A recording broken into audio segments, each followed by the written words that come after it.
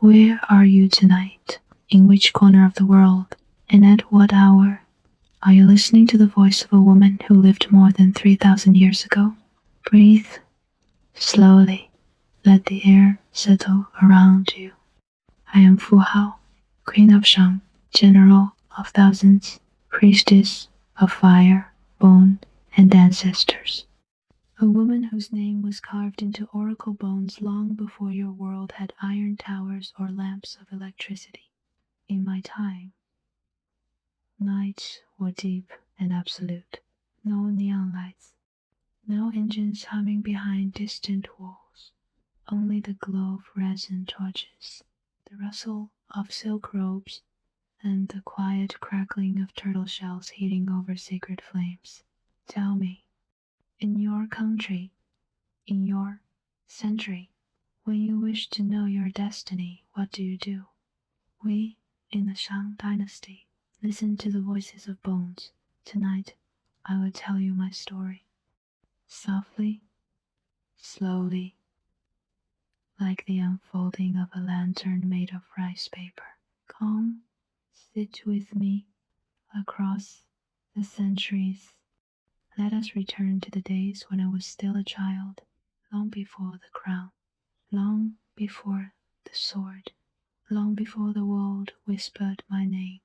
I was born into sound, not the lullabies of gentle women, nor the laughter of warm evenings, but drums, massive, echoing drums that shook the winter air of our village and sent shadows trembling across the packed earth walls.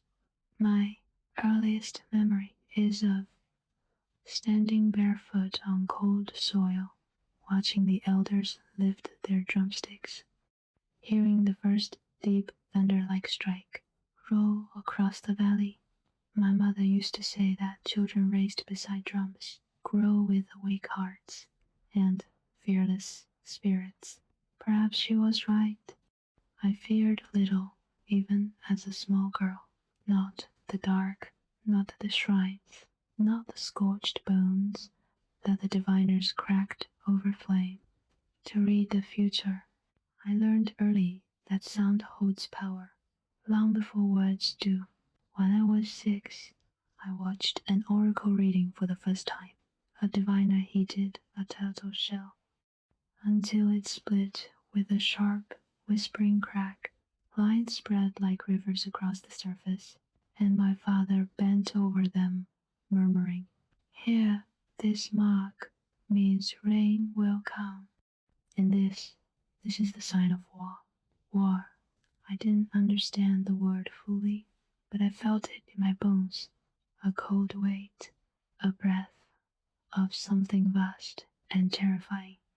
That night, I barely slept, yet even then, fear never claimed me completely. Something else stirred beneath my ribs, a strange pull, a curiosity about forces larger than life. The older women of our village taught me ordinary things: how to weave simple cloth, how to steam rice cakes, how to tie knots for rituals. But my eyes wandered endlessly, to the warriors sharpening stone blades, to the horses shaking frost from their manes, to the bows stacked near the wooden palisade. More than once, women laughed softly and said, "Fu Hao, you were not born for the hearth." They did not know how true their words would become. I was 7 when war first entered my life. The sky had turned a bruised gray. The air smelled of smoke and winter wind. We heard the horses before we saw them, hoofs striking dirt in a tired rhythm. The men returned not with victory songs, but in somber silence. Their armor was torn, their faces streaked with dust, their eyes heavy with things they would not speak of. One man sat down heavily before my mother and took the cup of water she offered. As he drank, he reached out and rested a rough, trembling hand on my shoulder. "You," he whispered, you will be stronger than any of us. I did not answer him, but something inside me flared bright, not pride, not ambition, but a sense of direction, like the first faint spark of destiny. The ninth year of my life changed everything. Riders approached our village with pale horses and banners marked with the seal of the king. Drums sounded, elders knelt, and my father spoke to me in a voice I had never heard from him before. Fu Hao, he said, you must come with me to Yingshi. Yingshi, the beating heart of the Shang Dynasty, the city of ancestral altars, bone readers, and the great king, Wu Ding. When we arrived, the scent of burning incense and wet timber wrapped around me like a shroud. Bronze bells chimed in distant halls. Servants hurried through corridors lined with carved beasts. Everything felt alive, yet filled with gravity I did not understand. Inside the hall of divination, a silence deeper than night fell. Kneeling between tall braziers, the high diviner studied me for a long, unsettling moment. Finally he said, this girl, her spirit is dual. She will command both the sword and the ancestors. No one knew then how frighteningly accurate that prophecy would be. The first time I walked through the gates of Yingshi Palace, I felt the world shift beneath my feet, as if the earth itself exhaled, recognizing me. Long before I recognized myself, the wooden gates rose like the ribs of a giant beast, darkened by centuries of smoke, and carved with spiraling dragons whose eyes seemed to follow me. The air tasted of incense, wet clay, and faint bronze, a mixture both sacred and intimidating. Somewhere beyond the courtyards, a bronze bell tolled once low, resonant like the heartbeat of the dynasty itself. I was only a child, yet something ancient in me stirred awake. They led me first to the women's hall, a long building with a high, slanted roof, draped with red tassels that swayed slowly in the rising wind.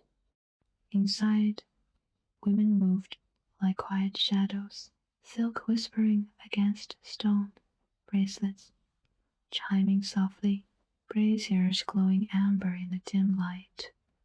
Some of the women were concubines, some priestesses, some servants, some wives of noblemen. Their eyes found me, one by one. Me, the village girl, the outsider, brought into a world where hierarchy was carved as sharply as oracle bone inscriptions. One woman stepped forward, her face powdered pale, her hair coiled high like the crest of a serpent. So, she said, her voice both amused and assessing, this is the child the king's diviners spoke of. I felt heat rise in my cheeks, but I bowed as my father had taught me. She circled me slowly, fingertips grazing the embroidered patterns of my simple robe. Not noble, she murmured, not royal, but she carries something. She paused behind me, close enough that I could feel her breath stir the hair near my ear. Be careful, little one, she whispered. Power draws both light and shadow. Then she drifted away, leaving a trail of sandalwood behind her. They gave me a small chamber near the eastern walls, not luxurious, but clean, with a narrow bed of woven reeds and a window that overlooked the courtyard, where torches flickered all night long. I could not sleep. Every sound was unfamiliar. The rustle of silk slippers on stone, the distant clatter of bronze tools, the muttered prayers of the night priestesses as they tended the altars. Above all, the drums, not the drums of our village, coarse and booming, but the measured, hypnotic pulse of royal ritual drums, played by skilled hands, that shaped rhythm into prophecy. I lay awake, feeling the palace breathe around me like a living creature. Something inside me whispered, "Watch, listen, do not forget what this feels like," because I sensed, without understanding, that this place would change me.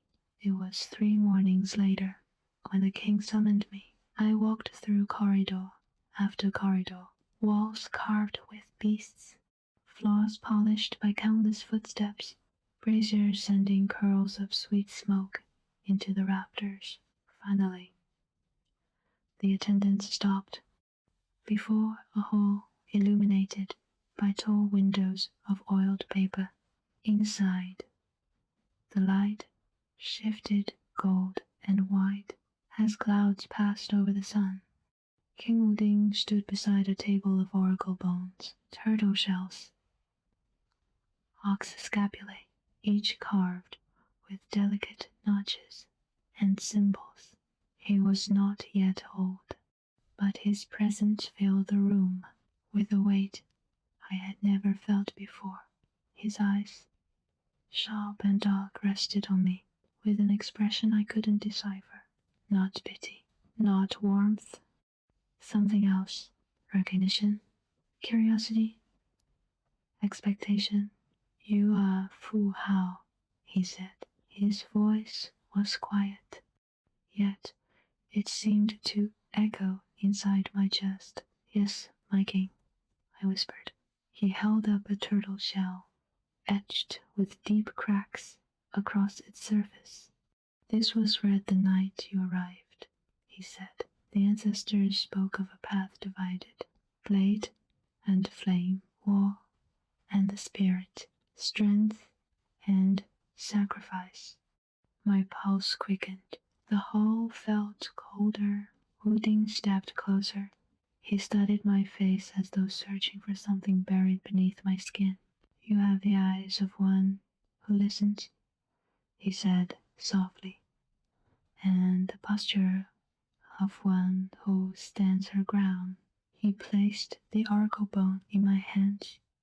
Its surface was warm, as if it still held the fire that had cracked it. "This is your beginning," he said. "Do not refuse what the ancestors give you." From that moment, the women of the palace stopped seeing me as a curiosity. I became a threat. Whispers followed me through hallways. The king noticed her. The diviners spoke of her. "She is too young. She is too dangerous." One woman in particular, the same one who had circled me like a cat the first day, watched me with an intensity that bordered on hunger. Her name was May, and she had served the king far longer than most. She never spoke openly against me, but her smiles were thin, her compliments sharp-edged. One evening, as I crossed the courtyard after a lesson in ritual practice, she approached me again. "You should understand something, child," she said. "The palace rewards obedience, but it crowns ambition with death." I met her gaze, finally unafraid. "And what does it do?" I asked. "To those who stand in its way." She paused, surprised, amused, or perhaps calculating. "Those," she murmured, "are the ones worth watching." Then she walked away, her shadow long and slender beneath the lantern light. Weeks passed. I studied with priestesses who taught me the language of fire, the rhythm of invocation, the art of reading cracks on bone, as if they were rivers across the landscape of time. The rituals were beautiful, terrifying, yes, but beautiful.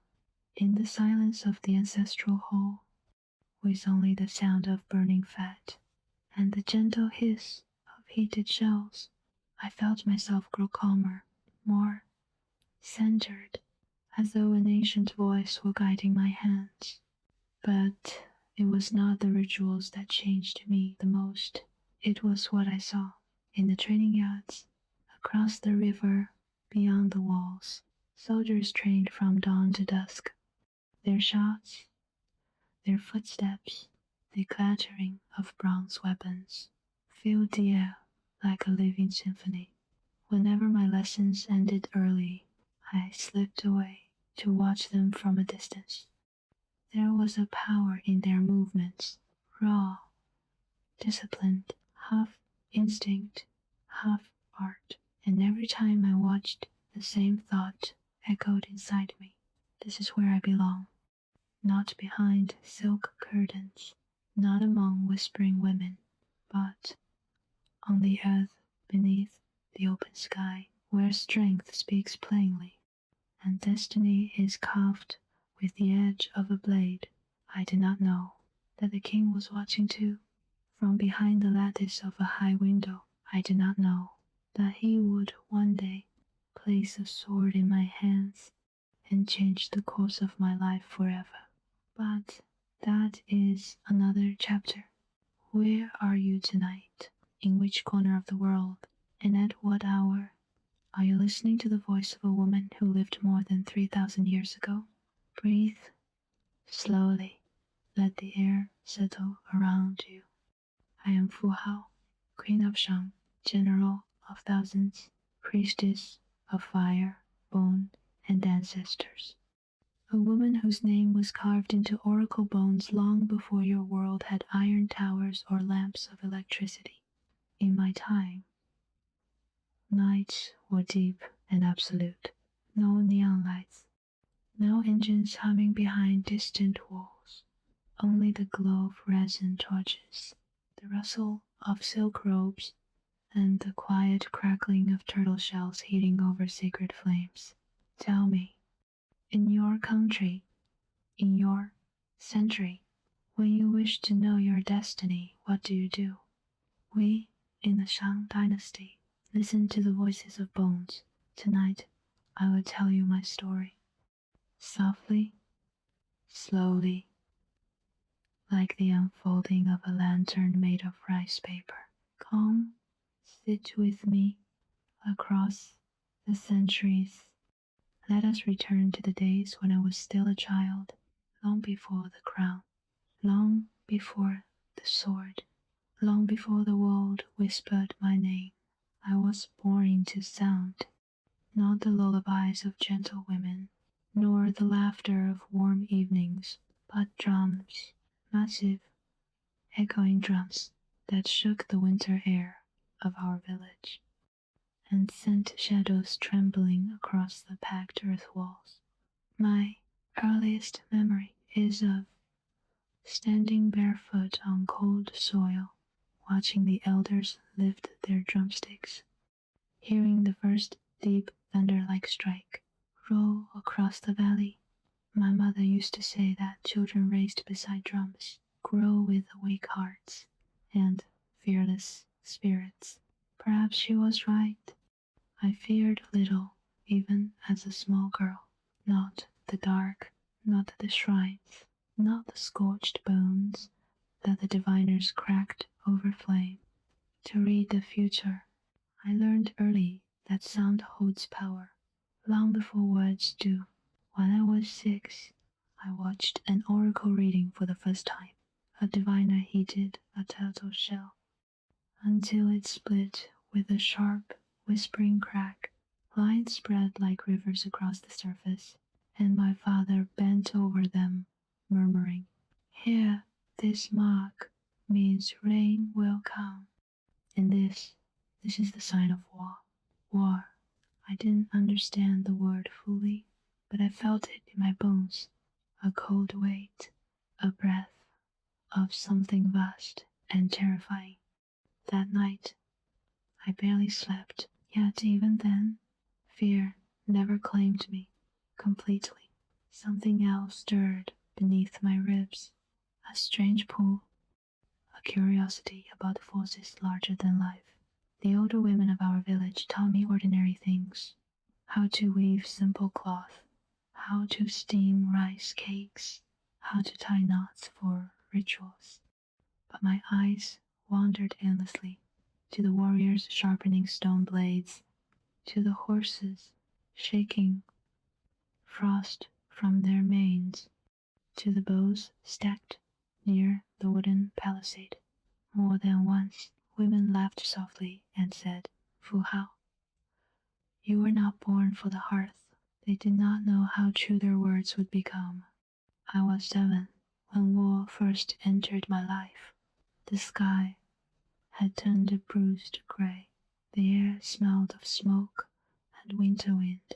We heard the horses before we saw them, hoofs striking dirt in a tired rhythm. The men returned not with victory songs, but in somber silence. Their armor was torn, their faces streaked with dust, their eyes heavy with things they would not speak of. One man sat down heavily before my mother and took the cup of water she offered.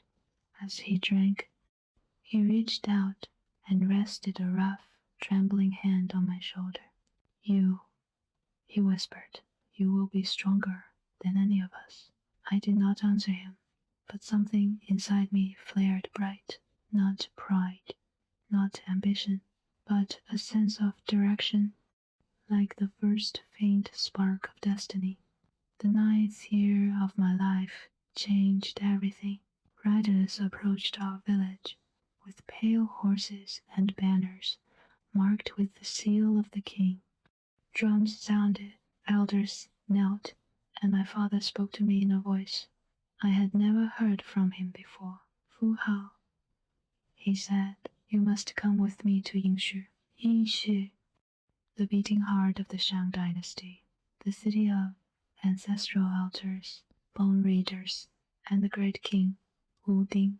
When we arrived, the scent of burning incense and wet timber wrapped around me like a shroud. Bronze bells chimed in distant halls.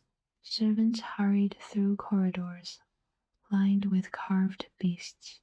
Everything felt alive, yet filled with gravity I did not understand.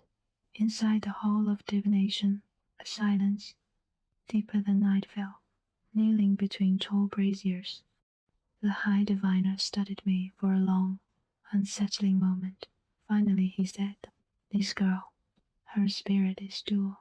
She will command both the sword and the ancestors." No one knew then how frighteningly accurate that prophecy would be. The first time I walked through the gates of Yingxu Palace, I felt the world shift beneath my feet, as if the earth itself exhaled, recognizing me. Long before I recognized myself, the wooden gates rose like the ribs of a giant beast, darkened by centuries of smoke, and carved with spiraling dragons whose eyes seemed to follow me. The air tasted of incense, wet clay, and faint bronze, a mixture both sacred and intimidating. Somewhere beyond the courtyards, a bronze bell tolled once low, resonant like the heartbeat of the dynasty itself. I was only a child, yet something ancient in me stirred awake. They led me first to the women's hall, a long building with a high, slanted roof, draped with red tassels that swayed slowly in the rising wind. Inside, women moved like quiet shadows, silk whispering against stone, bracelets chiming softly, braziers glowing amber in the dim light. Some of the women were concubines, some priestesses, some servants, some wives of noblemen.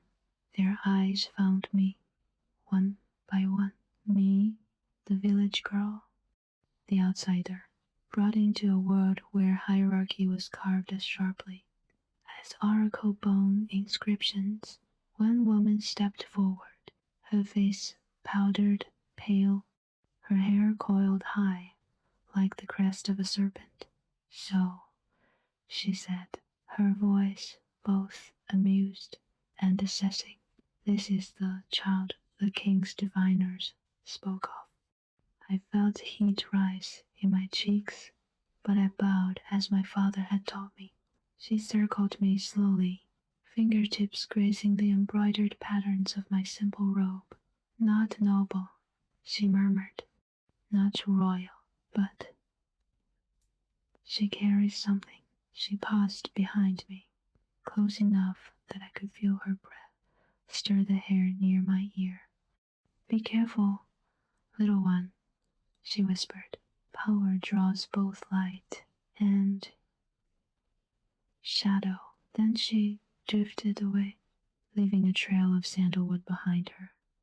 They gave me a small chamber near the eastern walls, not luxurious, but clean, with a narrow bed of woven reeds and a window that overlooked the courtyard, where torches flickered all night long.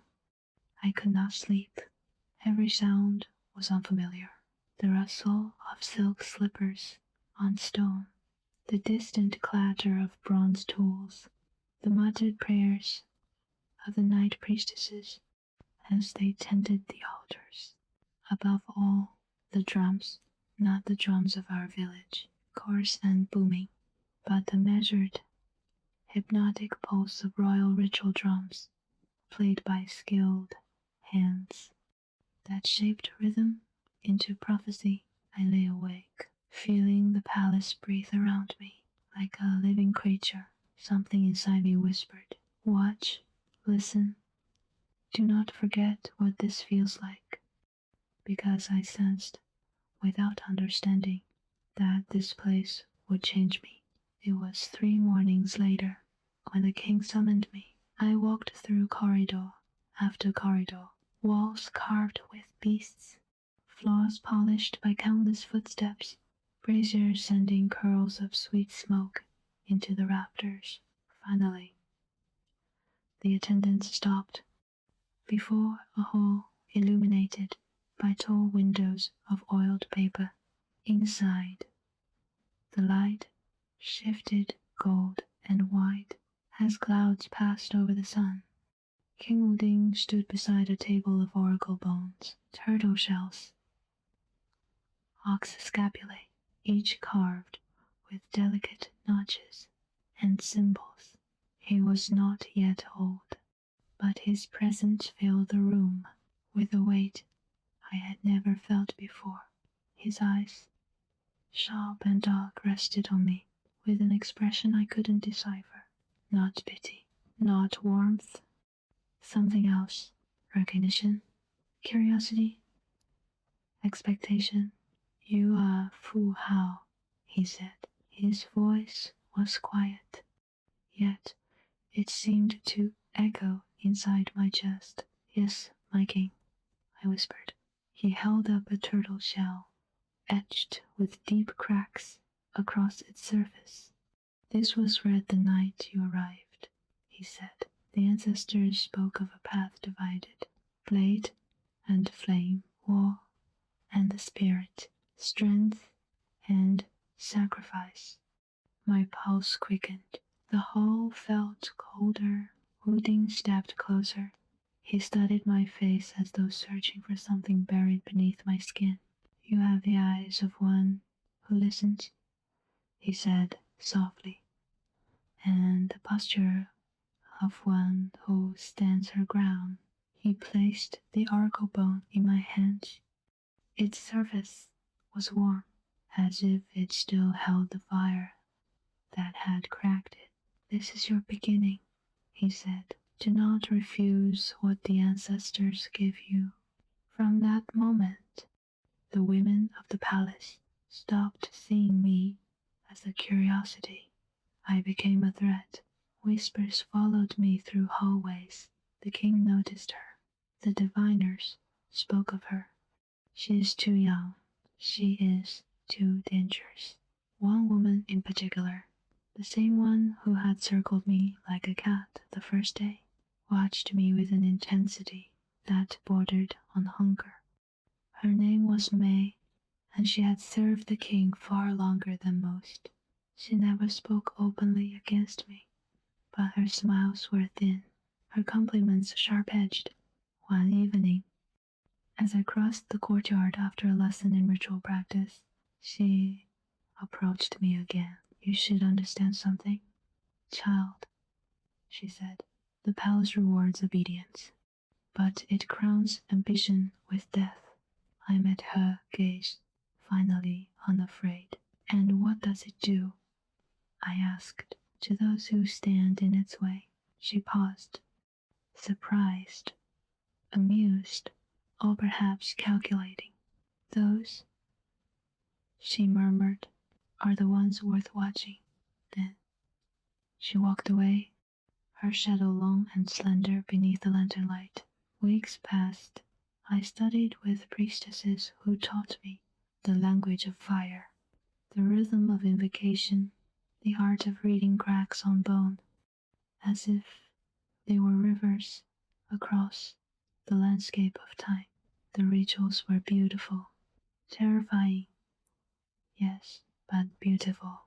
In the silence of the ancestral hall, with only the sound of burning fat and the gentle hiss of heated shells, I felt myself grow calmer, more centered, as though an ancient voice were guiding my hands.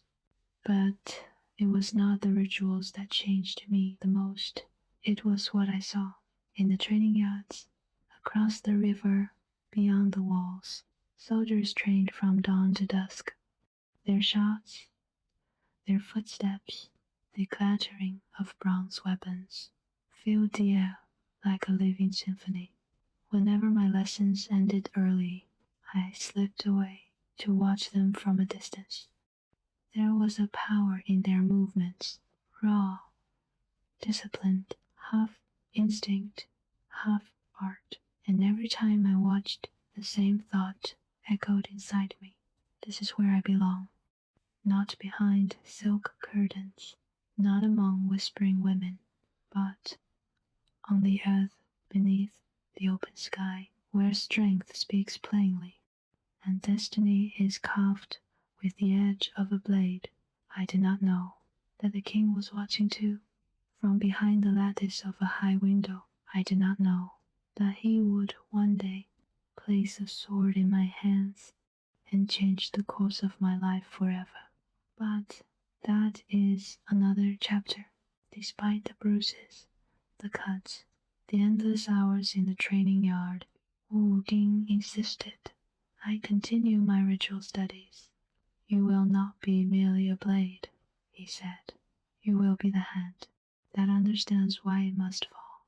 So I walked between two worlds, in armor and sweat by morning, in silk and smoke by night. The other priestesses watched me with quiet curiosity.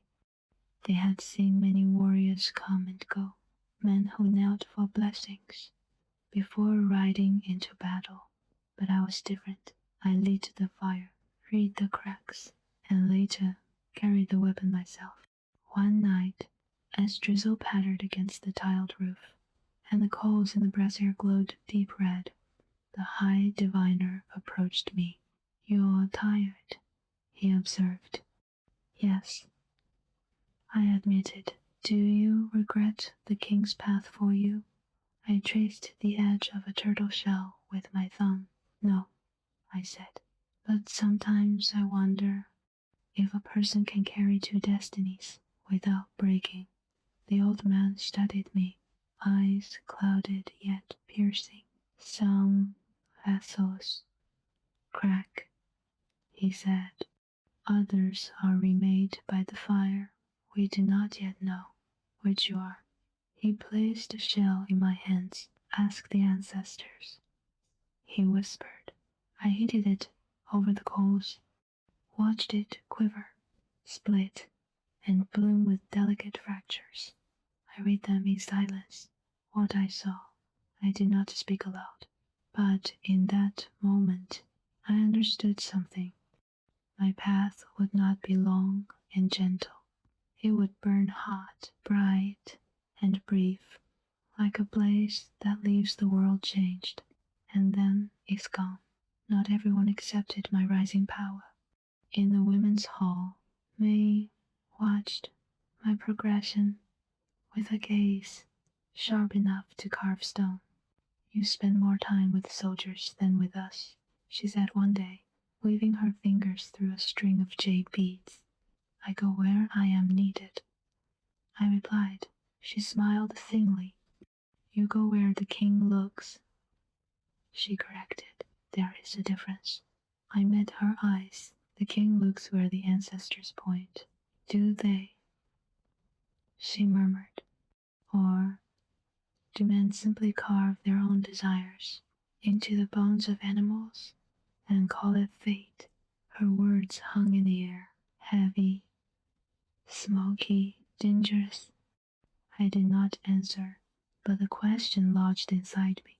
That night, as I lay staring at the ceiling of my small chamber, I felt the walls of the palace closing in, and beyond them, the wide, restless world calling. The turning point came in the second year of my training. We were in the war hall, standing around a new map, lines marking rivers, hills, and the territories of rival tribes. Wooding's finger rested on a cluster of small symbols near a forested path. Bandits, he said. They threaten the trade routes. We have ignored them too long. General Xin cleared his throat. I will send a unit of 100, he offered. They will crush the raiders easily. No, Wooding said. He looked at me. You will send a unit of 100, General Xin, he corrected, but you will not lead them. His gaze did not waver. She will. My breath caught. The room went very still. Xin stared at the king, then at me, a muscle jumping in his jaw. My king, he said, slowly, choosing his words like weapons. Command belongs to those with experience. Experience must begin somewhere. Wooding replied, or it never exists at all. He placed a hand on my shoulder. Fu Hao will lead this unit. You will advise her, but she will give the orders. It was the first time I had been given official command. 100 lives, 100 blades, 100 hearts that would move at my word. As the council dispersed, Xin stepped close enough that only I could hear him. Do not fail, he murmured, for their sake and for your own. The palace does not forgive weakness. In those the king sets above the rest. I will not fail, I said, but when I returned to my chamber that night, my hands shook as I unfastened my armor. Fear had finally found me. Not on the battlefield, not in the presence of blood, but in the quiet when it was just me and the weight of responsibility. I sat on the floor, closed my eyes, and thought of the drums of my childhood, the burned village, the smell of ash and iron. I remembered the warrior's hand on my shoulder. When I was 7, you will be stronger than any of us. Perhaps this was what he had seen. The night before our departure, I went alone to the ancestral hall. No torches, only a single lamp, its flame faint and steady. I knelt before the altar, the coolness of the stone seeping into my skin. Ancestors of Shang, I whispered, you who walk this earth before me, you who know the shape of battle, better than any living soul. My voice trembled, but I did not stop. Tomorrow, 100 lives will move with my voice. If I am unworthy, break me now. If I am ready, stand with me. The lamp flickered. No bones cracked, no shells split, no omen appeared, just silence. But in that silence, I felt condition, like standing at the edge of a vast, unseen ocean. I rose, and when I left the hall, the night air felt lighter on my skin, as if the world had accepted a truth it had long been waiting to reveal. I was no longer just a girl who watched war from the ridge. I was the woman who would walk into it at the head of 100 warriors, and somewhere beyond the palace walls, beyond the trade routes and the bandit camps, beyond the hills and rivers, another destiny waited. Armies 10 times larger, enemies fiercer than any bandit, and a name that would one day be carved into bone. Not as a question, but as an answer. Dawn came slowly, the kind of dawn that does not break, but seeps across the horizon, like ink thinning in water. I stood at the southern gate of Yingshu, wrapped in a cloak lined with wolf fur, breath misting in the cold air. Before me, 100 warriors waited, helmets tucked beneath their arms, bronze blades strapped to their backs, eyes steady yet uncertain. They were waiting for me, not for General Xin, not for Wu Ding. For me, a woman barely past girlhood, chosen by the king, whispered about by the palace, doubted by many, feared by a few. The responsibility pressed against my ribs, a weight both terrifying and exhilarating. Liang stepped forward, the young soldier who had once warned me that people would either follow or kill me. He bowed, fist to chest. Commander, he said, speaking the title aloud for the first time. We await your orders. The word struck me harder than any blow in the training yard. Commander, I had been trained for the blade, the ritual, the reading of cracks, but nothing could prepare me for the feeling of 100 voices, ready to move. With a single breath from my lips, I inhaled. We march for the northern pass, I said. Bandits have rooted themselves like weeds. We will tear them out. A murmur of approval swept through the ranks, quiet, controlled, the way disciplined men show agreement. General Xin watched from horseback on the nearby rise. His expression was unreadable. He would not intervene unless I faltered. The king had ordered it so, and so, with the beat of drums behind us, and the cold wind of early spring at our backs, we began our march.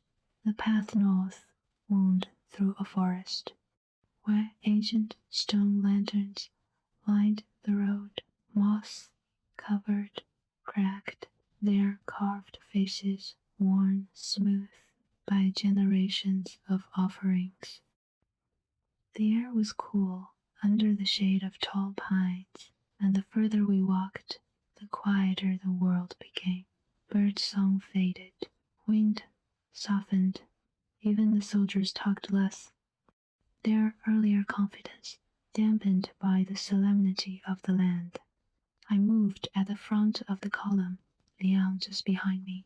Commander, he said quietly, what do you expect to find at the pass?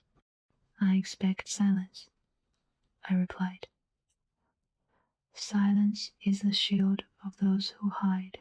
He nodded, but I felt his unease tighten like a thread between us. It appeared at midday. A broken cart, its wheels splintered, grain spilled across the dirt like pale sand. I knelt beside it. No blood, no footprints, no bodies, only the echo of something gone wrong. They were taken quickly, I said. Too quickly. How can you tell? Liang asked. Because fear leaves marks. I answered. There are none here. This was done before fear could even rise. Liang swallowed. Others shifted uneasily. The bandits were not merely thieves. They were efficient. We found them. before they found us. It happened near the narrowest point of the pass, where the cliffs pressed us close, and the sky narrowed to a thin strip above. I felt it first, a wrongness in the wind, the faint metallic tang of weapons held too long without striking. I lifted a hand. Stop. The soldiers froze in perfect discipline. Silence. A single pebble skittered down the cliffside.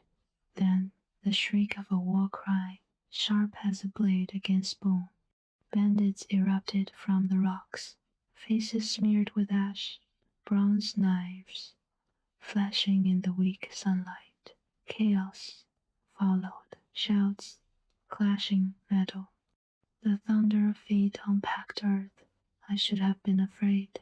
Perhaps I was, for an instant, a flicker of heat under my skin. But training has a way of rising. When fear sinks, shields forward, I shouted. The unit responded instantly. Rows of bronzewood shields locked together, forming a wall of gleaming plates. Arrows struck them with hollow, stuttering thuds. Spearline, advance. The front rank surged ahead, spears angled downward, driving into the bandits' disorganized charge. They were quick, fast as wolves, but undisciplined. I saw openings as clearly as if the ancestors had traced them in light. Left flank cut wide, pushed them toward the cliff. Liang ran with the left flank, his spear carving arcs through the air. The bandits panicked, pressed between the cliff and the shields. They tried to retreat, but retreat needs space, and they had none. Within minutes, the sudden attack became a rout. One bandit broke free, rushing toward a young soldier, whose shield was raised a fraction too slow. I moved before I thought. My feet struck the earth. My cloak billowed. My hand found the hilt of my bronze blade, the same blade Wu Ding had given me. The world narrowed to the man's eyes, wide, hungry, desperate. He lifted his knife. I struck. The blade met his throat. A soft sound, shock more than pain, escaped his lips. For a heartbeat, time held. Then he collapsed. I stood above him, chest rising and falling, hands steady, wide, strangely calm. Liang approached cautiously. Commander, his voice was quiet, not fearful, but awed. Are you hurt? No, the truth was stranger. I felt nothing, not triumph, not guilt, not horror, only a cold clarity. The understanding that the line between life and death is thin, fragile, and often decided with the smallest flick of a wrist. When the last bandit fled into the hills, we regrouped. Several of my soldiers were injured, cuts, bruises, one broken arm, but none were dead. The bandits, who had preyed on caravans for months, were nothing but scattered remnants. General Xing arrived shortly after, descending the ridge with a handful of riders. He surveyed the battlefield, the bodies, the blood-churned soil, the position of our lines. His expression shifted from disbelief to something harsher, respect tinged with reluctant acceptance. Not bad, he said at last. Better than I expected. I'm at this gaze. Better than you hoped. I corrected. The corner of his mouth twitched. Perhaps. When we marched back into the capital, the gates opened wide, and the people gathered, children perched on walls, traders pausing mid-sail, women clutching baskets of herbs, all watching the 100 warriors return under the banner of Shang. Word had traveled before us. Fu Hao led them. Fu Hao defeated the bandits. Fu Hao brought them home alive. Whispers grew like flames catching in dry grass. Mei stood at the edge of the courtyard, arms folded, eyes sharp. You return quickly, she said, almost too quickly. We did what we needed to do, I replied. And you, she said, leaning close enough for her breath to touch my cheek, are becoming exactly what the king wants. There was no insult in her tone, only warning. That night, the king summoned me privately. He stood in the hall of ancestral warriors, where bronze weapons hung on the walls, and the ceiling beams were carved with the faces of long-dead kings. He turned as I entered. You brought them back, he said softly. All of them. Yes, my king. He stepped closer. Do you know how rare that is? I shook my head. In war, he said, victory is common. Survival is not. I waited, silent, the weight of the moment crackling through me, like heat beneath a shell. You were meant for this, Odin said, not by my choosing, but by the choosing of the ancestors. He touched the hilt of my blade. From this day forward, you will command not 100, but 1,000. My breath caught 1,000, an army in its own right. Do you accept this charge? Fu Hao? He asked. The lamps flickered. The bronze wall seemed to glow, and deep within me, the child who once watched oracle bones crack in the village fire finally stepped aside for the woman who would shape history. Yes, I said. I accept. Odin nodded once. Then prepare, he said, for the tribes that threaten us are growing bolder. He turned away, but his final words hung in the air like prophecy. And the time will come when Shang survives only because of you. Commanding 100 men had felt like standing at the edge of a river, dangerous, powerful, but still a thing that could be crossed. Commanding 1,000 was like standing at the shore of the sea. It began not with a grand ceremony, but with lists, names, origins, wounds old and new, strengths and weaknesses. I spent days walking among the ranks, watching how they moved, how they stood at rest, how they held their weapons, even when they thought no one was looking. A man can pretend courage when eyes are on him. True nature reveals itself in the drop of a shoulder, the way a hand lingers too long on a scar, the brief, unguarded stare at the horizon before dawn. I learned my 1,000, the way I had learned the cracks in bone, line by line, pattern by pattern, until they were no longer a faceless mass, but a breathing, shifting organism that I could shape, forging an army. The training yard could no longer hold us. We spilled into the outer fields, where dust rose in clouds, beneath a forest of spear points. From above, we must have looked like a living tapestry, lines weaving, coiling, breaking apart and reforming under my shouted commands. Front line shield wall, second line brace and lock, left flank, widen, draw them in, right flank circle, choke their escape. At first, the movements were clumsy. Men collided, formations tangled. General Xin watched, with his arms folded, expression cool. They do not yet move as one, he said. No, I answered. Right now, they are 1,000 voices trying to speak over each other. And when will they learn to sing the same song? When the rhythm beats inside their bones, I replied. So we trained until the sun slipped behind the walls, and then trained again by torchlight. Blisters bled, muscles shook, voices grew hoarse, but slowly, painfully, beautifully, the chaos began to fade.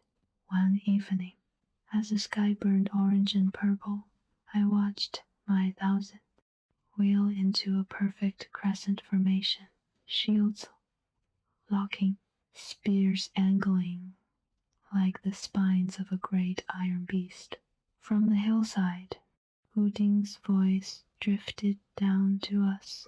Now, he said quietly to Xing, they move like her shadow. It was around this time that the first rumors of the Qiang reached us. They were a mountain people, hard, fierce, born to thin air and narrow passes. Their raids were like sudden avalanches, appearing without warning, falling with terrible force, vanishing before a proper response could form. Caravans disappeared. Border watchtowers went dark. Messengers arrived late or not at all. In the war hall, the map changed again. Lines of ink reached further into our territory than they ever had before. Wu Ding's finger rested on a cluster of marks. Along the western frontier, the Qiang test us, he said. They look for weakness. General Xing frowned. They have never dared come this close. They have never faced us. When we had her, Wu Ding answered. His gaze slid to me. This will not be a raid, he said. This will be a campaign. The word hung in the air. Not a single battle, not a brief clash. A campaign. Weeks, perhaps months of marching, fighting, enduring. General Xing exhaled slowly. How many will you send, my king? Wu Ding did not hesitate. 10,000, he said, and at their heart, Fu Hao. 10,000. I had barely learned how to breathe beneath the weight of 1,000. Now I would stand at the center of a force large enough to alter the shape of kingdoms. That night, sleep did not come easily. I lay on my back, staring at the shadows on the ceiling of my chamber. Shadows shaped like marching feet, like raised blades, like mountains looming in the distance. 10,000 lives, the thought whispered.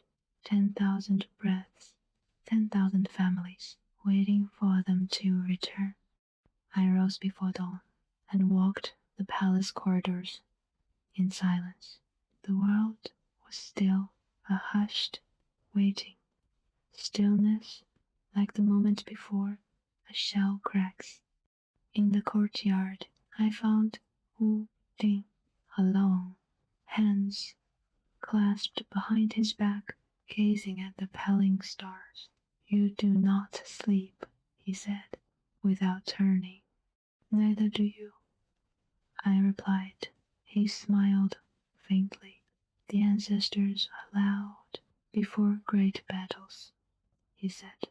Sometimes their warnings are clear. Sometimes all they offer is the sound of their own unrest. I stepped to his side. Do you doubt this path, my king? He shook his head slowly. I doubt only men, he said, and sometimes myself, but not you. The admission startled me. You placed the sword in my hand, I said softly. You could have kept me in the women's hall as priestess, safe and distant from blood. He turned to me then, eyes dark and steady. You were never meant to be safe, Fu Hao, he said. Not from the moment I saw you read the bone, as if it were your own palm. You were meant to be necessary. The word settled inside me, like a stone in deep water. Necessary, not merely talented, not merely favored, necessary. The day we assembled the army, the earth shook. From every direction they came. Regiments from distant villages, elite units from the royal guard, archers with eyes like hawks, charioteers gripping reins, with scarred, calloused hands. The plain outside Yingshu filled with movement, armor clinking, horses snorting, banners snapping in the wind. I rode along the front lines, my horse's hooves stirring dust. 10,000 faces turned toward me. Some had seen me before, some had only heard stories. The village girl turned warrior, the priestess who read shells, and led men into battle. I raised my hand, and the murmurs faded. You have heard why we march, I said, voice carrying across the formation. The Qiang grow bold. They eat at the edges of our land, like fire at dry grass. I swept my gaze over them. You are not here to chase bandits. I continued. You are here to teach the mountains. The name of Shang, a ripple of energy, passed through the ranks, not wild cheering, but something deeper, a tightening, a shared breath. Some of you do not trust me, I said plainly. Some of you doubt that a woman should ride at your head. A few heads dipped, a few jaws clenched. That is good, I said. Doubt makes you watchful. Watch me, then watch what I do, not what I am. I leaned forward in the saddle. I will not ask you for faith, I finished softly. I will earn it. General Xing watched from the rear, a strange expression in his eyes, something like pride and something like resignation. The western road was harsher than the northern one. The land rose in slow, relentless slopes. Rivers ran narrower, their banks lined with pale stones. The air thinned as we climbed, drawing breath from our chests a little more each day. Yet the army moved, steady and disciplined, a long, gleaming serpent winding its way toward the mountains. At night, the camp stretched like a small city, fires dotting the darkness, tents lined in rows, sentinels pacing the perimeter. Liang, now one of my captains, brought me reports each evening. No serious sickness, he would say.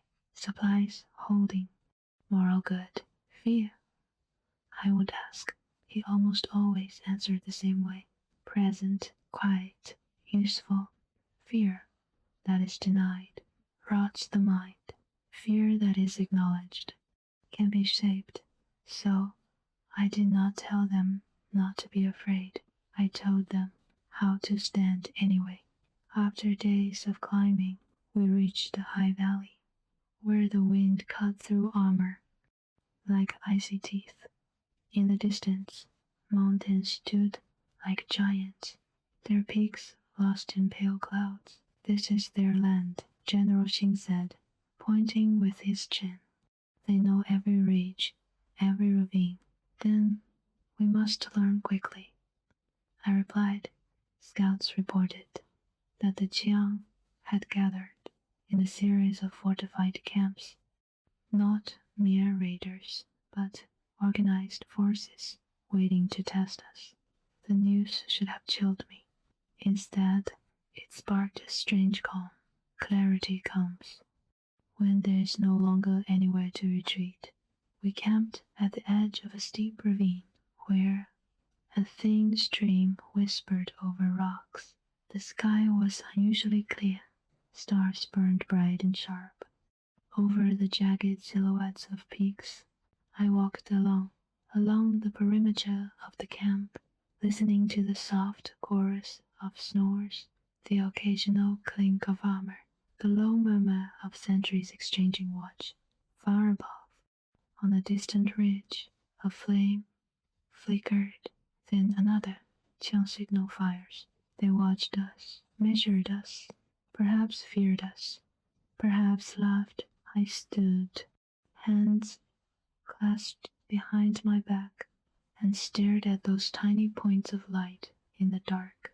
We were strangers to this land, intruders in their sky, shapes crossing their valleys. I felt no hatred for them, only inevitability. Do you speak to them too? A voice asked behind me. I turned.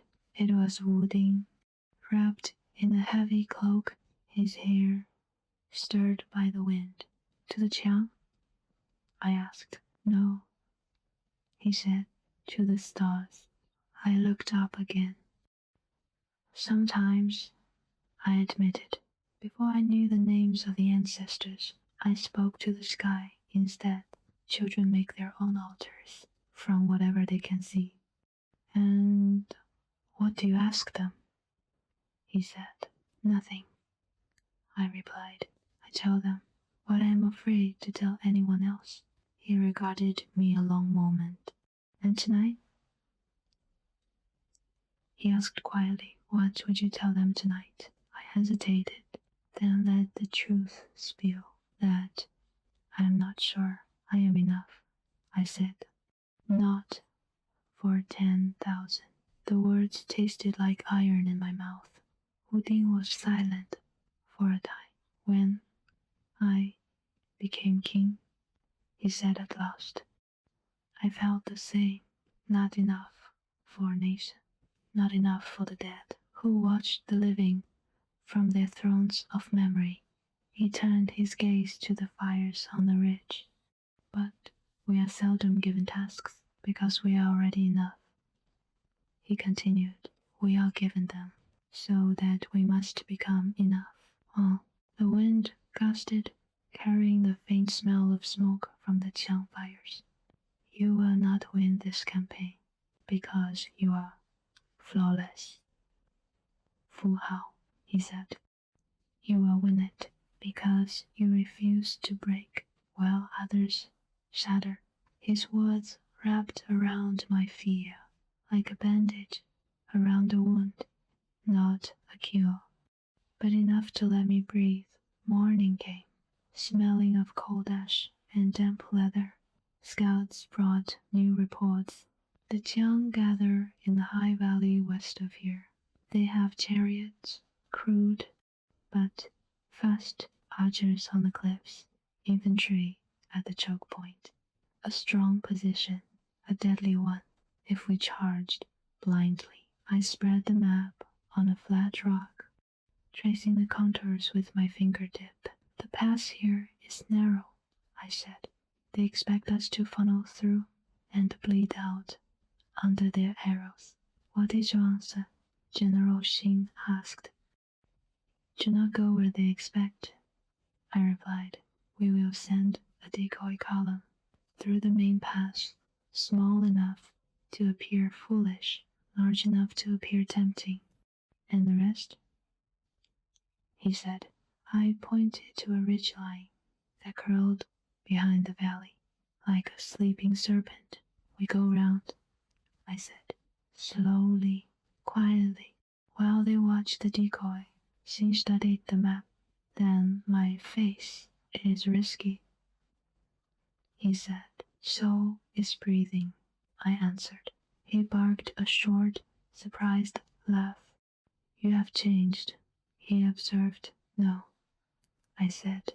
I am only becoming what I was always meant to be. He nodded once. Then let us see, he said. If the Qiang can read bones better than you can read war. We set the plan as the light grew stronger.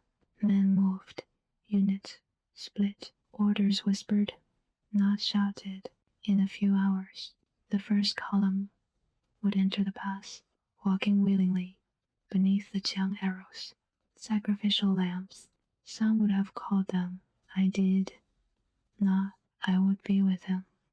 A commander does not ask men to walk into danger from the safety of a distant hill. If fear was to be shared, I would drink it first, and beneath the thinned mountain air, the ache in my chest, the tightness in my throat, I felt something else, a steady pulse, not of drums or marching feet, but of purpose. Whatever happened in that high valley, whatever songs the Qiang later told about the day Shang marched into their mountains, the name Fu Hao would be carved into it, in bone, in earth, in memory, and the world, whether it wanted to or not, would learn it. The morning of the battle arrived, quietly, too quietly. Sometimes battle comes with storms, with wind tearing the sky apart, with the nervous stamping of horses, with the restless shifting of armor. But not that day. That day, the mountains held their breath. Mist hovered over the ravine like a pale veil. The cliffs rising on either side were dark, sheer walls, cut by the hands of ancient giants. Our decoy force, 300 soldiers, stood at the entrance of the pass, their armor glinting faintly. In the thin morning light, I rode at their head, the cold air scraping softly against my cheeks. The men behind me shifted with quiet attention, their breath curled in small white clouds, their knuckles tightened around spear shafts. They were brave, but they were human. Commander, Liang murmured, riding close. We are exposed here, too exposed. That is the point, I replied. He exhaled, half in irritation, half in awe. You trust the rest of the army to reach the ridge in time? No, I said. I trust the plan. He nodded, because he did not know what else to do. The silence broke with a single whistling hiss, and a thud. An arrow struck the dirt near my horse's hoof, vibrating violently. The second arrow did not miss. It embedded itself in the shield of a soldier at my left, rattling all the way up his arm. Shields, I shouted. The front line snapped into defense.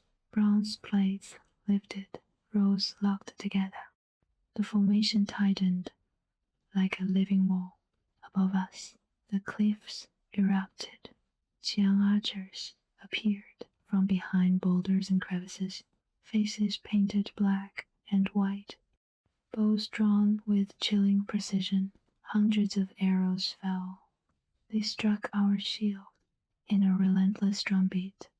Thud, thud, thud, until the very air felt thick with feathers and bronze. Men gritted their teeth. Legs braced to withstand the impact. I heard their fear in the sharpness of their breath, the tremor of metal in their grip. But no one broke formation. Not yet. Then came the sound that made my stomach tighten. The Qiang war cry, raw, primitive, a sound born from cold peaks and hunger sharpened by centuries. It echoed across the valley like the roar of something older than men. From both sides of the ravine, their infantry descended. Fast, agile, leaping from rock to rock, like mountain cats, spears, bronze axes, short, curved blades. Their feet struck the slope in a rhythm that matched the pounding of my own heart. Liang swallowed hard. They mean to crush us here, he whispered. They believe they already have, I said, because the Qiang saw only what stood before them, 300 soldiers and one woman. They did not see the serpent of 8,000 more. curling silently around the ridge. Behind them, the first wave hit our shield wall with bone-cracking force. The impact shoved us back half a pace. Boots scraped against stone. Men grounded from the shock. I held the line. Hold, I shouted. Do not give them the space they want. Spear points jabbed forward in unison, catching the qiang mid-charge, turning their momentum into vulnerability. Blood spilled, dog, thick, steaming in the cold air. A qiang warrior lunged at me, eyes wide, teeth bared.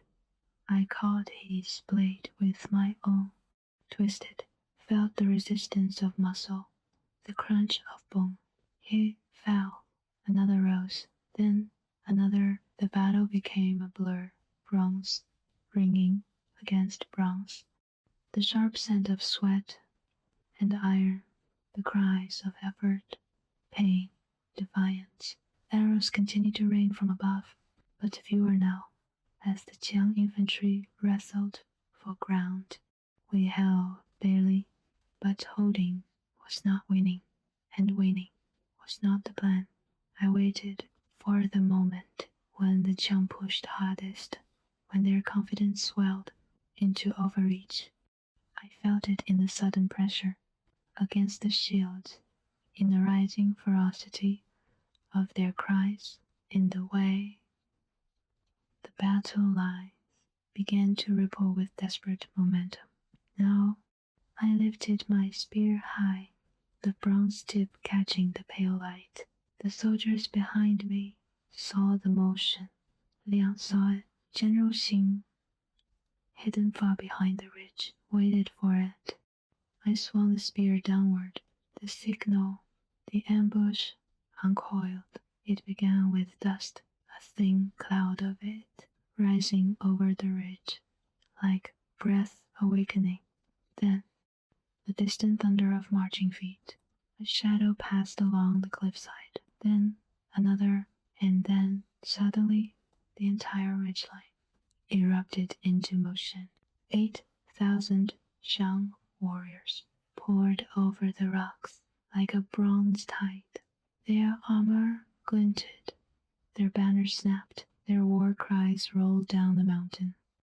Like a breaking storm, General Xing's voice boomed. Shang, advance. The Qiang froze. For a heartbeat, they were suspended in disbelief, caught between their assault and the sudden realization that they were now prey. Then the panic began.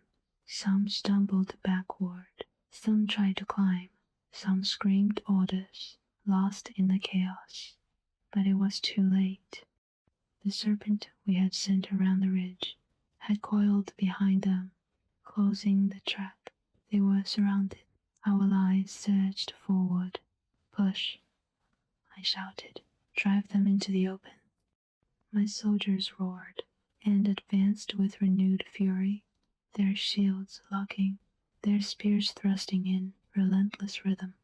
The Qiang were forced downward, out of the safety of the cliffs, into the wide floor of the valley, where our full force waited like a closing jaw.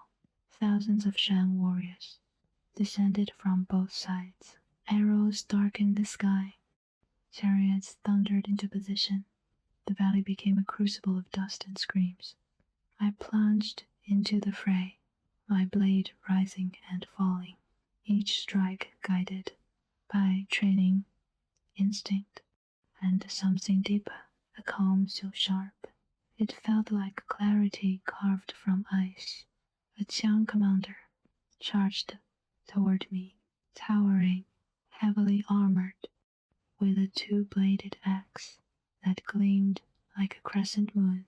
Our weapons collided in a shock of metal and vibration. He pressed hard, strong, brutal, born of mountains, but I was not fighting alone. Behind me, my soldiers moved with precision, each one a thread in the pattern we had woven for months. Liang intercepted the commander's second strike. I darted to the side. Our blades cut across vulnerable joints. The giant fell with a roar, shaking the earth beneath him, and with his fall, the backbone of Qiang resistance snapped. The Qiang began to retreat, first in disorder, then in full panic. They fled toward the western slope, but Xing's chariots were already there. They fled toward the ravine, but our archers commanded the heights. There was nowhere to run. Within an hour, the battle was over. The valley was quiet again, the kind of quiet that only comes after violence shapes it. Bodies lay scattered across the ground. Broken weapons glinted among the stones. Dust settled like pale snow over everything. My soldiers stood in ranks, breathing hard, blood streaking their armor, eyes wide with the enormity of what they had survived. Liang approached, hair matted with sweat, voice hoarse.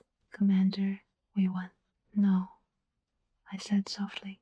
"We changed the balance of the world." The king rode into the valley.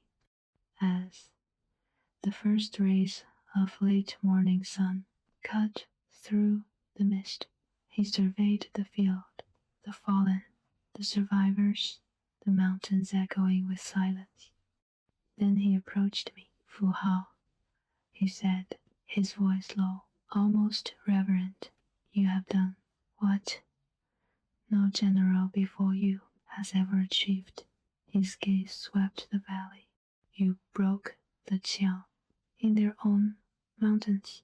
I bowed my head, blood drying on my fingers, dust streaking my face. "I did only what was necessary," I said. "No," he replied. "You did what was unthinkable." He dismounted and placed a hand over mine. "From this day forward," he said, "you are not merely a commander." He paused, letting the moment settle in the bones of the mountain. "You are the general of Shang." The title hit harder than any blow I had taken that day. A girl from a small village, a priestess who learned to read cracks in shells, a woman who walked into battle with 300 men, now entrusted with 10,000, and the mountains, silent witnesses to history, seemed to echo the truth of it. I was no longer just Fu Hao. I was General Fu Hao, the woman who bent armies, the woman who read destinies, the woman whose name would be carved into bone long after her body returned to the earth.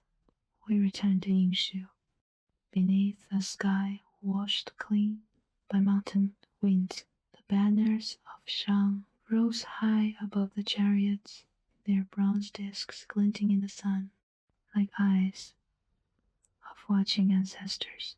Behind me marched the 10,000, not in triumphal chaos, but in steady, disciplined rhythm, a rhythm we had earned through blood, exhaustion, and unity. As we neared the southern gates, a low murmur swelled from within the city, a tide of voices, astonishment, relief, pride. Children climbed onto their fathers' shoulders. Women stood clutching their sleeves, as if holding their hearts in place. Old men bowed their heads as the army passed, murmuring prayers of gratitude to the ancestral kings. But their eyes, their countless eyes, kept drifting, not to Wu Ding, not to Xing, not to the chariots, but to me. Some gazes glowed with admiration, some with disbelief, some with fear. A woman, returning from the mountains, at the head of 10,000 warriors, was not a sight the world was prepared for. Even I was not entirely prepared for it. The moment I entered the women's hall, silence fell like a dropped veil. Silk rustled, jade ornaments clicked. A few women lowered their eyes. Most did not. Their gazes followed me, a mix of curiosity, resentment, and something sharper, as though they were trying to understand how a girl they once dismissed had returned with a weight of thunder in her steps. May stood at the far end of the hall, hands folded gracefully, her expression unreadable. When I approached, she bowed, low enough for respect, not low enough for loyalty. You return with triumph, she said softly. I return with my duty fulfilled, I replied, her lips curved in a smile touched with shadow. Duty. Yes, but do not pretend you are blind to what your return means. She took a step closer, so near I could see the faint powder clinging to her lashes. You have changed the balance, she whispered. Men now look at you with caution. Women look at you with wonder or envy. And the king, she paused, studying my face. The king looks at you as if you are becoming something more than even he expected. I felt the weight of her words, not as flattery, but as warning. Do you fear power? I asked. I fear imbalance, she answered. And you, Fu Hao, tip the scales by simply breathing. That evening, a messenger in crimson robes summoned me to the Hall of Kings, the oldest palace chamber, a place where even footsteps seemed to echo with reverence. When I entered, Wu Ding was alone. Torches flickered along the carved pillars, casting shadows shaped like dragons and phoenixes across the lacquered floor. The king turned toward me, a faint smile in his eyes, one that held not softness but recognition. You have done what 5 of my generals failed to do, he said. I bowed deeply. It was not my victory alone, my king. He approached, the hem of his robe whispering against the stone. No victory is won alone, he said, but some victories are impossible without the right flame to light the path. His gaze moved over me, not as a man observing a woman, but as a ruler assessing the shape of destiny. You walked into the mountains, he continued, and returned with not just an army, but with the loyalty of men who once doubted your very presence. He paused. Do you know what that makes you? No, my king. Dangerous, he said. The word struck harder than any praise. And necessary, he added, like a counterweight. He gestured toward a bronze brazier filled with glowing coals. You will continue your training as priestess, he said. The ancestors must speak to you as clearly as the soldiers do. He lifted a turtle shell and placed it in my hands. From this day forward, he said, you will serve as High Ritualist of Shang, as well as its general. 2 destinies, 2 roles, 2 weights on a single spine. For a fleeting moment, I wondered if the spine would break, but then the heat of the shell spread through my palms, alive, pulsing with ancient strength, and my answer rose without hesitation. I will serve, I said. Wu Ding nodded, satisfied. One more thing, he said, his voice lowered, as if speaking of something precious or dangerous. When we summoned the ancestors, after your victory, the crag spoke clearly. He leaned closer, They said your name. A chill rippled through me. That night, the palace lit 1,000 lamps in celebration of our triumph. Their flames shimmered in the courtyards, reflected by polished bronze bowls carried by children in parades of light. But inside the ancestral hall, the air was still and thick with incense. I knelt before the altar, the weight of the newly granted title resting on my shoulders. High ritualist, general of 10,000, a woman walking the knife edge between spiritual and military power. As I touched the turtle shell to the coals, its surface warmed.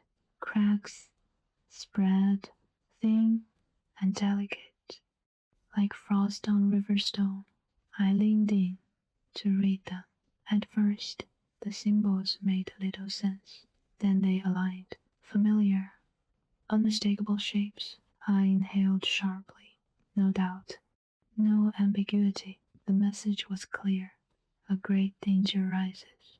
And you, Fu Hao, are the blade meant to meet it.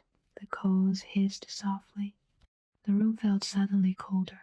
My heart beat slow and deep, like the steady thrum of drums from my childhood. After the ritual, as I walked through the quiet corridor between the ancestral hall and the king's private chambers, I overheard voices, not loud, but sharp as needles. Too much power in one person. A woman bearing both sword and altar. If she falters, all will fall. If she does not falter, then who will stop her? I recognized none of the voices, but the meaning needed no names. Fear, not of the Qiang, not of foreign threats. Fear of me, and perhaps fear from me as well. Not of them, but of the path the ancestors had marked. A path that was growing darker and more demanding. When I returned to my chamber, May was waiting. She stood against the window, the moon's pale light casting her silhouette in silver. You heard it, she said, without turning. What? The whispers, she answered. You would be a fool not to know how many. Feel the ground shifting beneath your feet. I walked past her, removing my cloak. If they fear me, I said, it is because they do not understand me. No, she replied sharply. They fear you because they do understand. She finally turned, her expression earnest, and for the first time I saw no mockery in her eyes. You wield the devotion of soldiers and the authority of the ancestors, she said. No one in this palace has ever held both. Her voice softened. Be careful, Fu Hao. The mountain you climb grows steeper with every step. I met her gaze. I do not climb for power, I said. No, she murmured. You climb because destiny pushes you upward, whether you want it or not. She stepped closer. Just remember, she said quietly, that the higher you rise, the fewer hands will reach to catch you. If you fall, when dawn came again, I stood alone on the balcony of my chamber, watching the fullest gold spread across the palace roofs. The city breathed below. Vendors opening stalls, soldiers changing shifts, children running barefoot across courtyards. Life continued, as if the world had not changed. But the world had changed. I had changed. In the mountains, a general had been born. In the ancestral hall, a priestess had been chosen. And in the quiet corridors of the palace, whispers had begun weaving the story of a woman whose power no one fully understood. I placed my hands on the wooden railing, feeling the warmth of the rising sun. Whatever dangers the ancestors had warned of, whatever shadows were gathering, I would face them. As a warrior, as a ritualist, as Fu Hao, the woman who returned with an army. Power does not arrive in a single moment. It creeps, soft, at first, like the warmth of a rising fire that feels comforting until you realize it has begun to consume the air around you. After our victory over the Qiang, the palace no longer looked at me as a curiosity or a gamble or a woman out of place. They looked at me as if I were another pillar of the dynasty, unshakable, immovable, somehow older than my own flesh. Titles gathered around me like ravens drawn to a strong wind. General of 10,000, high ritualist, consort of the king. None of them had been my ambition.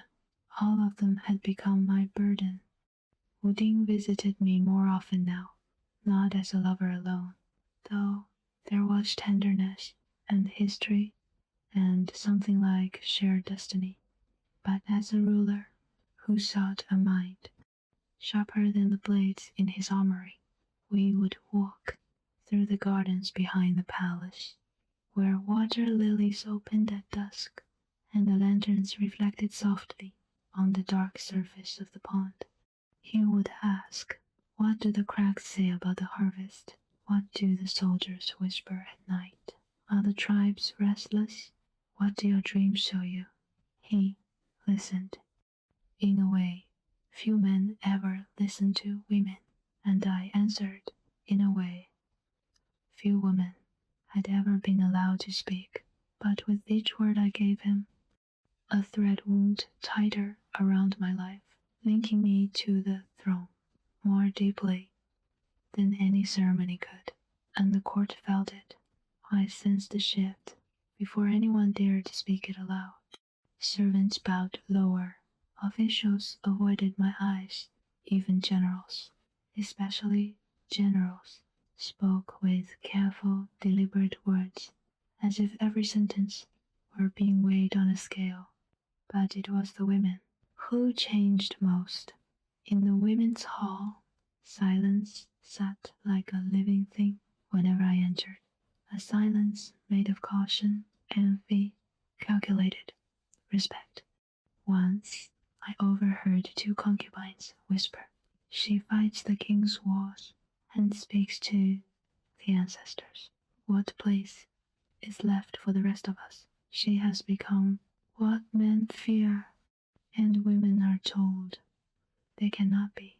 I walked away before they noticed me, my footsteps echoing in the long corridor of painted screens. There is a loneliness that comes with power, not the loneliness of being unwanted, but the loneliness of being unreachable.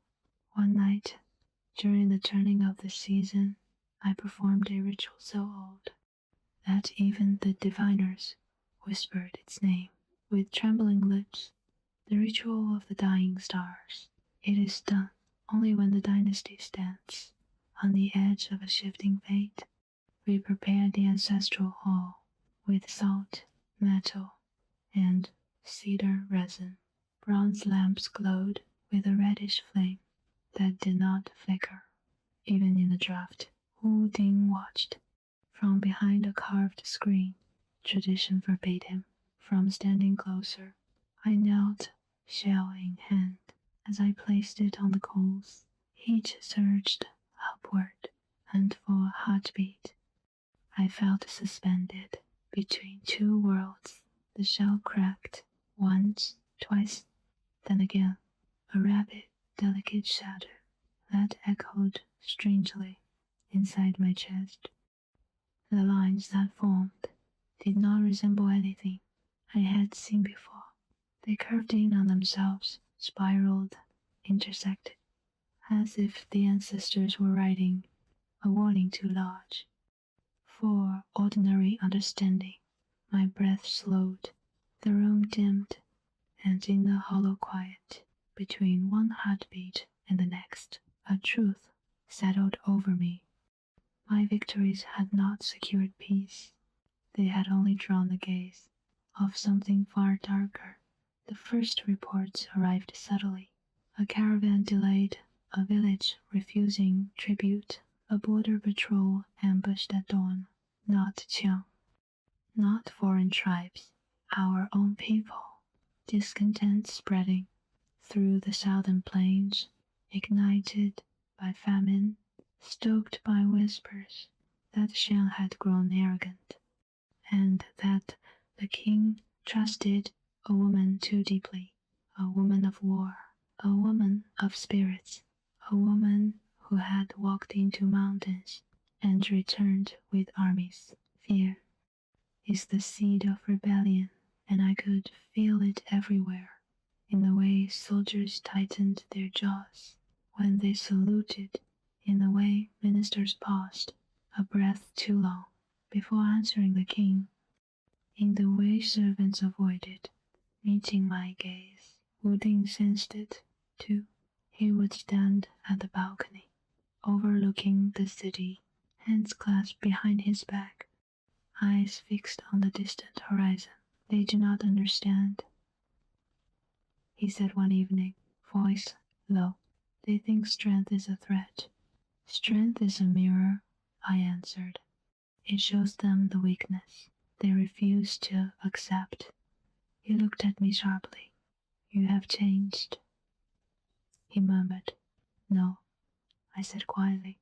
I have simply become what your world required of me. In those days, I often visited the Hall of Warriors, not as general, not as ritualist, but as a mother. My son, a child with dark eyes and quiet understanding, would sit beside me while I examined weapons, discussed armor repairs, or reviewed formation reports. He would trace the patterns, engraved on bronze shields, with his small fingers, and ask, Mother, is war always loud? No, I would tell him, the loudest wars begin in silence. He thought about this, brow furrowing with the seriousness only children possess. Will I be a warrior? He asked. You will be what your spirit chooses, I replied, but a shadow inside me whispered that a child born to a woman of war rarely escapes the pool of destiny. One night, as rain drummed softly against the tiled roof, a messenger came breathless to my chamber. The king requests you, he said, his voice trembling. I followed him to the inner war hall, where torchlight flickered against maps spread across the floor. Wu Ding stood hunched over the largest map, his fingers tracing the southern territories where unrest had begun to burn. Rebellion grows, he said without turning. They question me, they question Shang, they question you. I expected this, I said. He finally faced me, but I did not expect how swiftly it spreads. He replied, Some believe you hold too much power. Others whisper that you speak to the ancestors more clearly than I do. His eyes narrowed, and that I have become the shadow of your decisions. The accusation, unspoken, but palpable, hung between us. I felt the sting of it, though I knew it was not his belief, but the belief of those who sought to weaken him. Shadows exist only when someone stands in the light, I said. If they call you a shadow, it is because your enemies fear the brightness of your reign. Wu Ding's gaze softened, not with affection, but with the exhaustion of a king carrying too many weights. You must lead the southern campaign, he said. You must put down the flames before they consume us. Another war, another march, another burden. But this one was different. This time I would be fighting. Not foreigners, not invaders, but my own people. War is easy when the enemy is distant.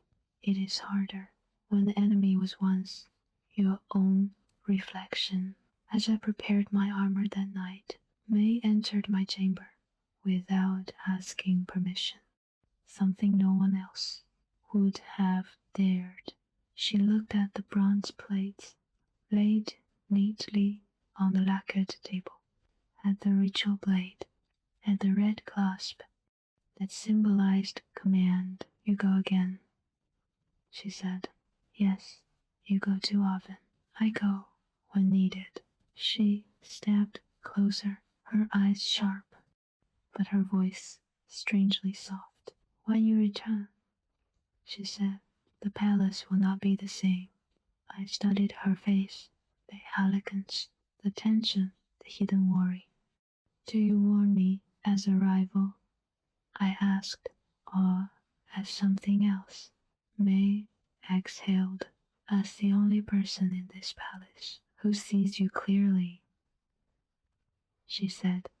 She brushed past me, paused at the door, and added, be careful, Fu Hao. A lifetime of victories cannot protect you from the envy of those who have never won anything. Then she was gone, and I stood alone in the lamplight, feeling the weight of what awaited me. As I lay down to rest before the long march, sleep did not come. Instead, I felt the ancestors stirring, a tremor in the bones of the world, and in that uneasy quiet, a truth revealed itself. My life was no longer my own, not to the king, not to the court, not even to the army that trusted me without hesitation. It belonged to the path carved onto the turtle shells before I had even drawn my first breath, a path that was leading me toward a final reckoning, not with enemies, but with destiny itself. I closed my eyes, and somewhere deep inside, beneath all the layers of strength I had built over the years, a single question echoed softly. How long can even a mountain stand before the weight of the sky breaks it or changes shape? When it turns inward, it becomes quieter and far more cruel. When Wuding commanded me to march south and quell the rebellion rising in the fertile plains, I felt something inside me shift, a faint cracking like the first fracture in a once unbreakable shell. I had marched against raiders, against foreign tribes, against enemies who came to steal, burn, invade. But this time, the enemy wore Shang colors. They spoke Shang words. They prayed to the same ancestors, whose names I carried in my rituals. This time, the enemy was us. The southern lands were softer than the mountains of Jiang. Warm winds moved through endless fields, of grain bending like golden water. Villages were scattered like beads on a loose string, familiar, quiet, beautifully fragile. As we traveled, children peeked from behind doors, their faces pale with confusion. Why did we come with soldiers? Why did the general of Shen march toward her own people? Every step weighed heavier. Liang rode beside me, voice subdued. Commander, I do not know how to fight a man who bows to the same ancestors I do. You do not fight the man, I said softly. You fight the fire he carries. He nodded, though uncertainty lingered, like a faint ache in the air between us. Our first true sign of rebellion was a village abandoned in haste, bowls still steaming, tools left in the fields, laundry pinned on drying lines, fluttering like pale ghosts. No blood, no bodies, no sign of battle, just absence, as if the earth had swallowed them whole. At the edge of the village, we found a wall marked with desperate charcoal letters. We want bread, not blood. The words trembled under my fingertips as I traced them. My soldiers looked at me uneasily. This is not treason. One whispered, it is hunger. Sometimes, I replied, hunger becomes treason because the powerful do not listen. The truth set in my mouth like a shard of metal.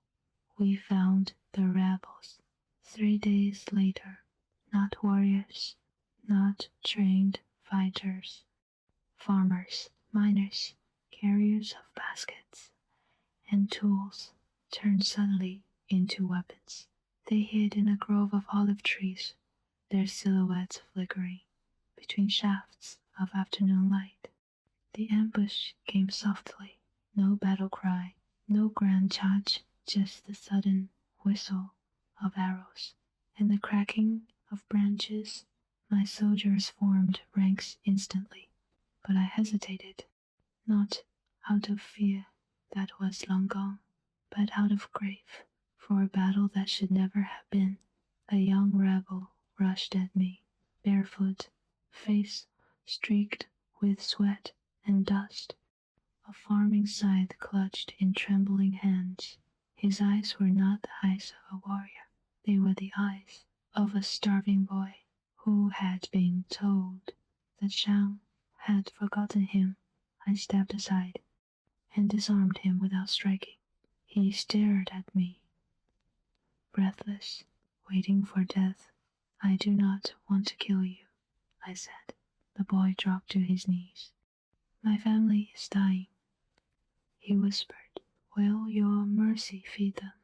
His words cut deeper than any blade ever had. All around us, clashes rang, the dull thud of wooden tools striking bronze shields, the confused cries of men who did not know why they fought. Liang approached, panting. Commander, we can break them easily. Do not break them, I ordered. Contain them. He blinked in disbelief. Commander, these are rebels. They are our people, I said, and for the first time in many years, my voice shook. By dusk, the grove was quiet. The rebels were surrounded, tired, hungry, their makeshift weapons lying in the dust. I walked among them as torches cast slow-moving shadows across the field. An old man reached for my sleeve. General, his voice cracked. We begged the officials for grain. They said the king had given none. We did not wish to fight you, but hunger is a cruel master. I knelt before him. What you did was dangerous, I said softly, but what drove you is a danger we created. He touched my hand, his skin as thin as paper. Will you punish us? No, I said, but I will ask you to return to your homes and trust that your suffering will not be ignored. His eyes filled with tears. Are you certain the king will listen?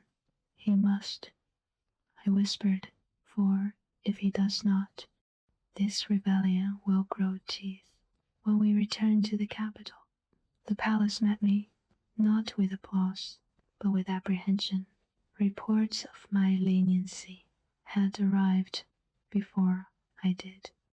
Some called me compassionate, others called me foolish, still others whispered a more dangerous word, disloyal. Wu Ding summoned me. The very night we returned, I expected anger. I expected judgment. Instead, I found him sitting alone in the hall of ancestral fire, head bowed, hands hands clasped tightly. You spared them, he said quietly. Yes, against my decree, yes. He lifted his gaze. Why? Because killing hungry people does not nourish a kingdom, I replied. Silence stretched thin between us. Then, unexpectedly, he smiled with tired eyes. You speak truth, he said, that I do not always want to hear. I stepped closer, but truths nonetheless, my king. He nodded. Your heart is stronger than the weapons you wield, he said. And perhaps wiser. Then his expression darkened, but your mercy will be interpreted by others as defiance. I met his gaze steadily. If mercy is defiance, I said, then we have built our dynasty on the wrong foundation. Days passed, whispers grew, the rebels returned home, and grain shipments increased, but news traveled strangely.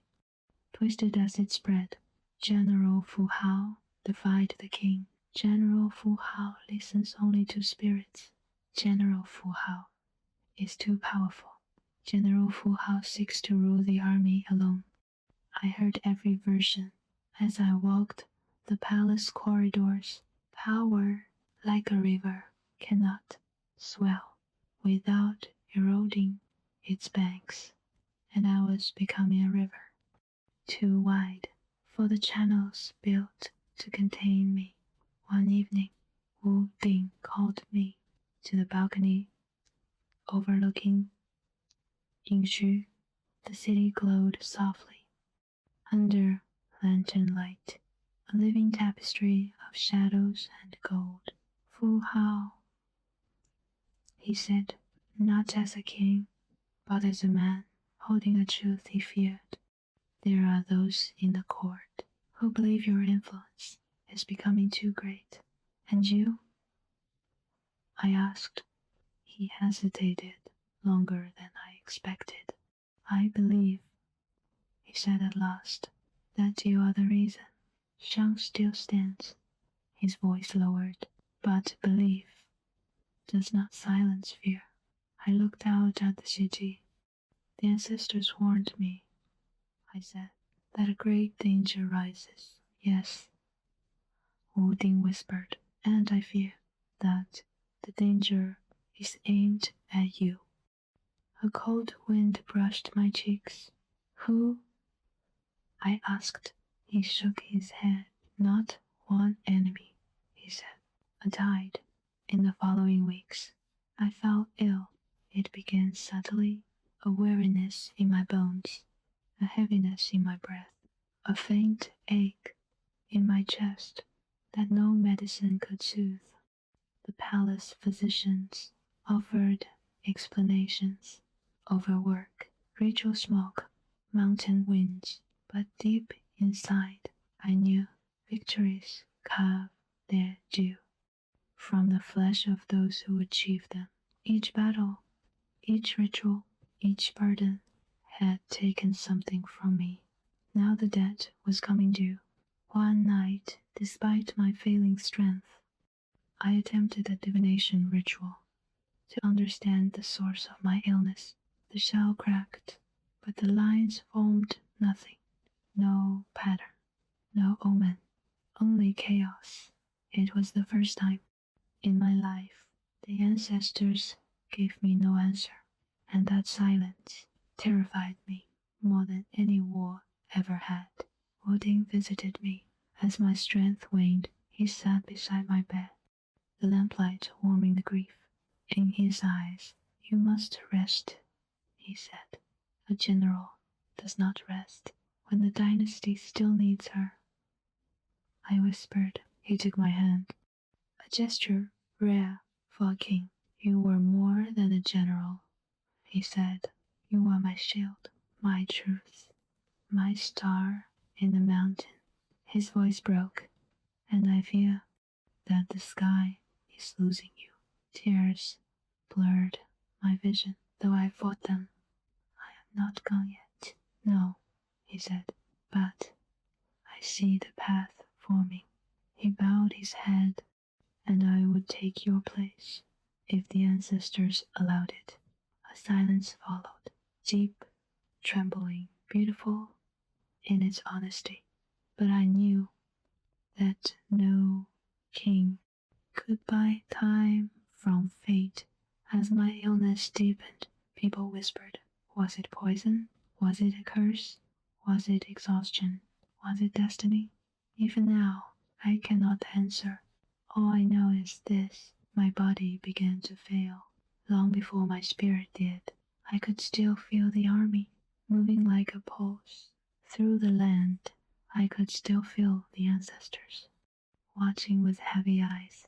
I could still feel the weight of Shang resting on my shoulders. And I feared only one thing: what would happen when those shoulders finally fell.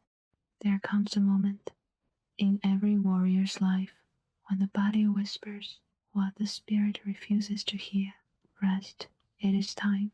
I felt the whisper first, like a flutter of wind beneath my ribs, a softness where once there had been ire. I ignored it. Warriors do. But the whisper returned, quieter, steadier, like water carving its path into stone. No ritual soothed it. No medicine lessened it. No prayer drowned it. My bones ached with the weight of too many years spent, carrying not only swords, but destinies. My breath shortened. My pulse thinned. My nights grew longer, and my mornings narrower. Even the ancestors seemed to watch me with a silence I had never known from them. One evening, as the court gathered to receive reports from distant regions, I felt my knees weaken. It happened quietly. A small tremor, a brief uncertainty, in legs that had carried me over mountains, through storms, into battlefields thick with fire. Liang, standing near me, noticed before anyone else. Commander? He whispered, voice trembling in a way I had never heard from him. I am fine, I answered, but my hand found the table to steady myself. Eyes turned toward me. Conversations paused. A rare hush spread through the hall. Wu Ding rose at once. Sit, he commanded softly. A king ordering a general to sit was not merely concern. It was acknowledgement that strength had begun to fade. I sat for the first time in all my years serving Shang, and the court, in its infinite hunger for signs, felt the shift. Whispers began, like wind moving through reeds. Late that night, Wu Ding came to my chamber, his robe undone at the collar, his hair loosened from its bindings. He looked younger like that, or perhaps it was the grief softening his face. You cannot leave me, he said quietly. It was not a king speaking to a general. It was a man speaking to the one person who had shared his burdens more deeply than any other. I do not choose to leave, I said. He dropped to one knee beside my bed, a gesture no king should ever make. You carried this dynasty, he whispered. You held back the Qiang. You quieted the plains. You spoke to the ancestors when I could not hear them. His voice cracked. How does a king rule when his strongest star begins to fall? I touched his cheek. Even stars, I whispered, must risk their light. He bowed his head into my hands, and in that trembling moment, I realized the dynasty feared losing its general, but the king feared losing me. My last request was to perform one final ritual. They prepared the ancestral hall with its 100 bronze lamps, each one glowing softly, like a captured sunrise. Silk banners hung from the rafters, printed with the names of kings, long turned to dust. The air smelled of cedar, resin, and the faint sweetness of lotus ash. I walked slowly, each step deliberate, supported by Liang on one side and the priestess on the other. The hall blurred at the edges. Even the flames seemed to bend softly, as if bowing. At the altar, I placed the turtle shell on the coals. For a moment, nothing happened. Then the first crack appeared, thin, hesitant, like the first line of a story. Then another and another, but this time the cracks did not form symbols or warnings or answers. They formed a circle, closed, complete. My breath caught. The circle is the sign of the end, not an omen of danger, not a path to be taken, but the recognition that the journey has already reached its final curve. I bowed my head. So, I whispered, you call me home. The coals pulsed, as if answering. The next days passed like soft rain. Liang visited, trying to hide the trembling of his hands. You taught me to be brave, he said, but I do not know how to be brave. For this, you already are. I told him, you will lead better than you know. Make him too, draped in pale silk, eyes gentler than I had ever seen them. You were right, she said. The higher you climbed, the fewer hands reached to catch you. She touched my shoulder lightly. So I will be a hand, at least now, when it matters. Wu Ding came each night, bringing scrolls, stories, memories that blurred together. In the lamplight, we spoke softly, like two people. Who knew the hourglass had only a few grains left? And I felt something I had rarely known in war. Peace. On the morning I left this world, the sky was clear and tenderly blue, like the shell of a robin's egg. A warm breeze passed through my window, carrying with it the faint scent of wild plum blossoms. I felt no pain, only a deep stillness, a quiet inside me that matched the quiet outside. Liang stood near the door, fighting tears. Mei held a bowl of incense. Wu Ding knelt beside me, hands wrapped around mine. You gave Shang more than any king could ask, he whispered. I shook my head gently. I gave Shang what the ancestors commanded. My voice was soft, barely breath. Do not mourn the path I followed, I said. It led exactly where I needed to lead. His tears fell silently onto our joined hands. My light, he whispered, voice breaking. My fierce, impossible flame. I looked at each of them. My story, I said, does not end here. It only returns to the earth, so that another story may rise. I closed my eyes, and in the darkness behind them, I saw the circle once more, glowing gently, a gate opening instead of closing. My breath released, slow, steady, complete, and I stepped into the quiet.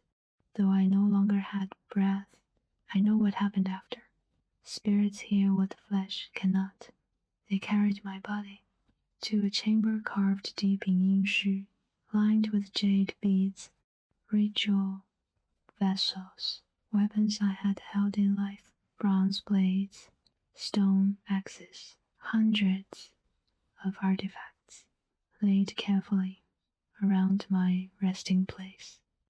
Symbols of a warrior, symbols of a priestess, symbols of a life that held two worlds. In a single pair of hands, they sealed the chamber. Earth closed over stone. Silence embraced everything until 3,000 years later, archaeologists, strangers from a world I could never imagine, opened my tomb and whispered my name again. Fu Hao, the woman who held armies, the woman who spoke to ancestors, the woman who rose like a mountain and faded like dusk. A life ends, a legacy begins, and though my story has folded into the earth, my voice, the echo of my breath, the warmth of my battles, the stillness of my last dawn reaches you now.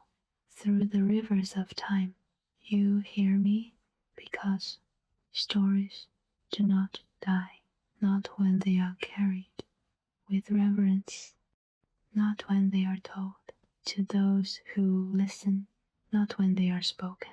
In the quiet hours, when the world finally softens enough to remember, centuries pass like leaves drifting in a river. A dynasty rises, a dynasty falls.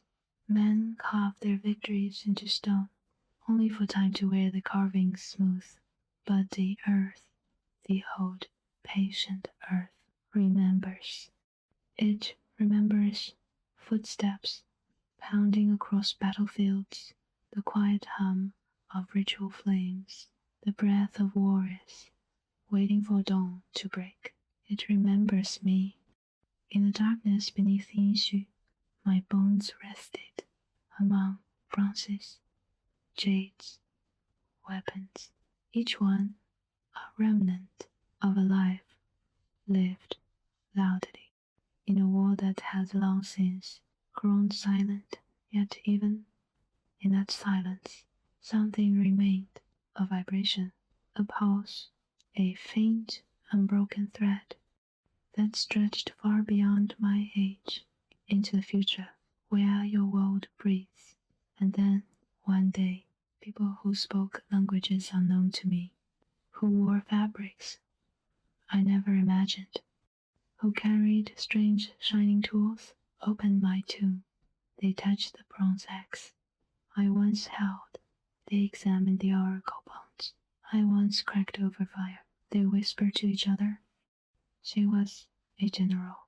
She was a priestess. She was extraordinary. And in that whisper, my story rose from the soil, like a long forgotten flame, not as a ghost, but as memory, as truth, as a woman who lived with both hands full, one gripping a weapon, the other holding the voices of the ancestors.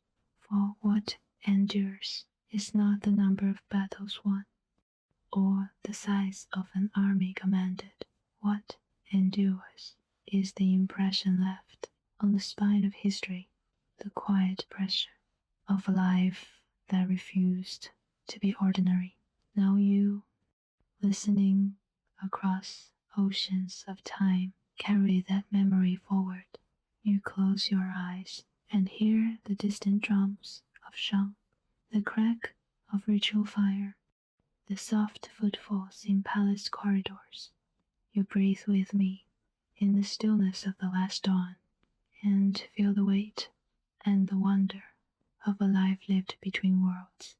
And when this story ends, another begins, not mine, but yours, shaped by the echoes you choose to keep. For stories are the bones of time. They endure long after flesh fades. They wait for a listener, someone like you, to pick them up and breathe life into them once more. If you ever doubt your own strength, remember this. Somewhere in the vastness of centuries, a woman walked alone into mountains, returned with an army, and shaped a kingdom with nothing but courage and the fire of her spirit. If she could do this in a world of shadows and bronze. Then imagine what you can do. In the world you hold now, thank you for walking beside me through the rise and fall of my story. Before you leave this moment and return to your own world, let me ask you something. Now that you have heard my life, my battles, my rituals, my victories, and my quiet ending, tell me what part of my journey stayed with you the most. Was it the courage to lead, the burden of power, the softness hidden beneath armor, or the knowledge that even the greatest warriors must one day lay their weapons down? Wherever you are listening from, whatever time it is for you, know that stories like mine survive because of hearts like yours. So before this night closes, tell me, what lesson will you carry forward from the woman they found sleeping beneath the earth of Yingshu?